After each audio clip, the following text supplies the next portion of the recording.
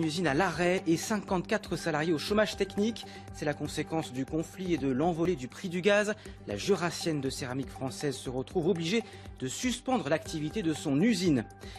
Et conséquence de la guerre en Ukraine, la facture de gaz s'envole, intenable pour la Jurassienne de céramique française, implantée près de Dole. Résultat, l'usine suspend son activité et met 54 salariés au chômage technique. Noémie Gobron et Hugues Perret. L'effervescence de la reprise n'aura duré que 3 mois. Cette entreprise de céramique subit de plein fouet la guerre en Ukraine et toutes les hausses de prix qu'elle engendre, à commencer par celui du gaz. Ici, la facture s'élève à 4 millions d'euros sur l'année. C'est 10 fois plus que ce qui était prévu dans le plan de dépenses. En cause, le contrat établi avec le fournisseur de gaz, basé sur un prix qui varie de jour en jour en fonction du marché. Impossible de poursuivre l'activité dans ces conditions.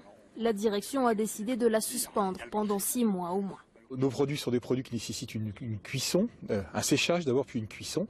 Donc effectivement nous sommes consommateurs de gaz naturel et nos coûts de revient de fabrication dépendent directement des cours du gaz en premier lieu, également de l'électricité mais dans une moindre mesure.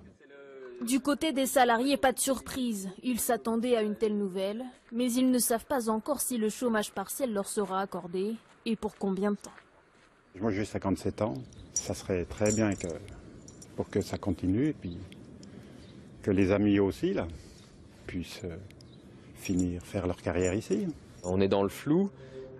Après, à aujourd'hui, qui peut dire dans 1 mois, 2 mois, 3 mois, dans 6 mois, quels seront les cours du gaz, enfin de l'énergie en général. Après, voilà quoi. On attend.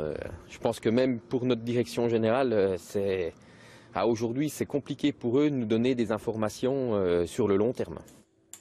Pour les autres entreprises du groupe Kramer, propriétaires de l'usine de céramique, la situation devrait être moins préoccupante. Leurs factures de gaz ont été négociées sur des prix bloqués.